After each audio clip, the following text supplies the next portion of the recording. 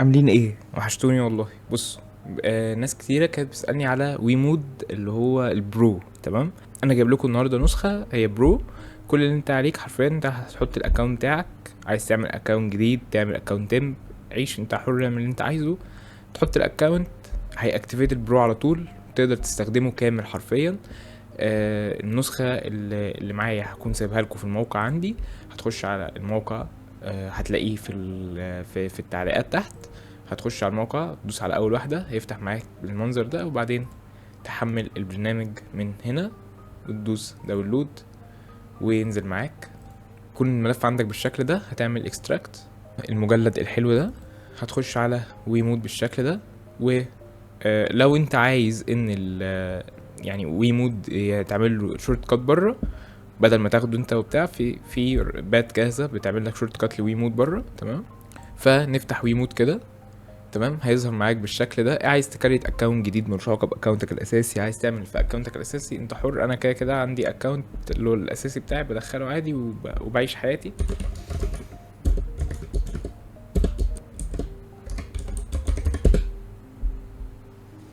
وهيفتح معاك، هتلاقي البرو بالشكل ده، تقدر تختاره كرييتور او برو. هيفتح معاك النسخة بالشكل ده، وهيكون معاك برو بالشكل ده. فمثلا لو دخلنا على مافيا هنا مثلا لسه نازلة، اي لعبة جديدة عموما بتنزل هنا عادي، بتاع بيعملوا ابديت من غير ما تحدث البرنامج. سيبه هو بيعمل، هو عارف هو بيعمل ايه. تمام، فهتخش هتلاقي كل حاجة زي ما انت شايف، تقدر ان انت تفعلها. تمام، كل حاجة حرفيا تقدر ان انت تفعلها. ودوس على اد جيم. احنا ممكن مثلا انا معرفش ايه الالعاب الصراحة اللي عندي، ممكن نجرب عليها. فمثلا تعالوا نجرب في موست وانتد لو موجودة. نايترو، ماشي. تعالوا نجرب في لعبة موست وانتد.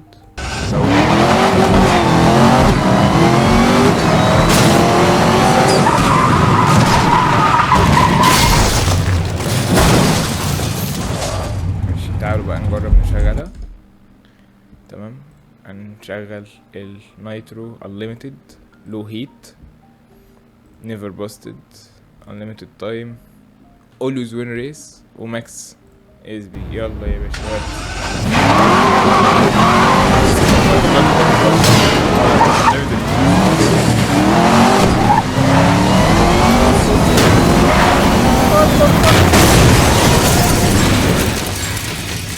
انا تيجي نخش بقى كده نجرب حوار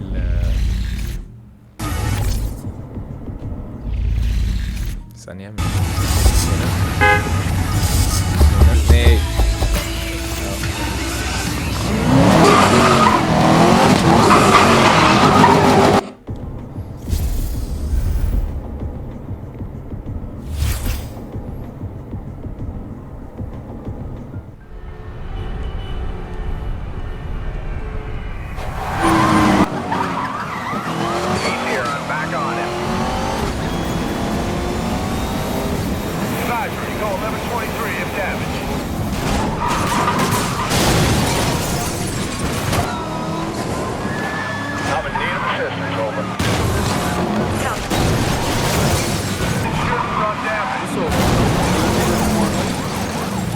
هو طبعا مفيش تايم خلاص، فانت بقى انت حرفيا تطلع الاخير، هتطلع بتاعي يقول لك من الاول.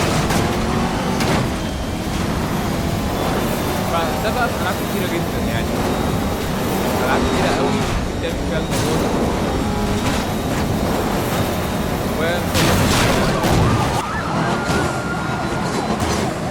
This pursuit is northbound. Dispatch 1042, attempting intercept. Over.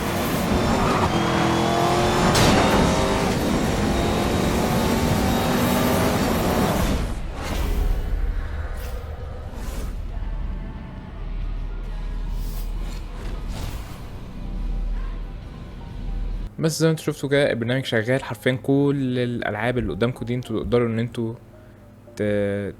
يعني نفس الفكره برضو. بتدوس اد جيم لو هي اللعبه مش عندك، بتحدد المسار بتاع اللعبه. لو اللعبه عندك هو بيلقطها اصلا لوحده، ولو ما لقطهاش بتحدد انت مسار اللعبه. انا عندي مثلا ديترويت، فبيعرفني هنا ايه الحاجات اللي موجوده. كان عندي ريبو برضو، اقدر بيبقى عليها بلاي مش اد جيم. البرنامج ده معمول للالعاب الاوفلاين، بحيث ان انت تسهل عليك بدل ما انت تركب انت المود نفسه، هو بيركبه لك. هو فيه مودات كتيره، بيركب لك هو المود جاهز، تمام. تختار بس انت اللعبه وتفتح الحاجات اللي انت عايز تضيفها وبتضاف. ده فكره البرنامج. ما انصحش خالص خالص خالص حد يستخدمه في الاونلاين خالص، عشان طبعا فيها بان. واللي عايز يجرب يجرب، يعني انا نصحت. وبس كده. لو عجبكم الفيديو متنسوش اللايك وسبسكرايب عشان نكمل في المحتوى ده لو عجبكم، وننزل لكم حاجات اجمد واجمد وشكرا لدعمكم ليا الفتره اللي فاتت، باذن الله اللي جاي كله هيعجبكم وتتبسطوا منه. وبس كده، اشوفكم الفيديو الجاي. سلام.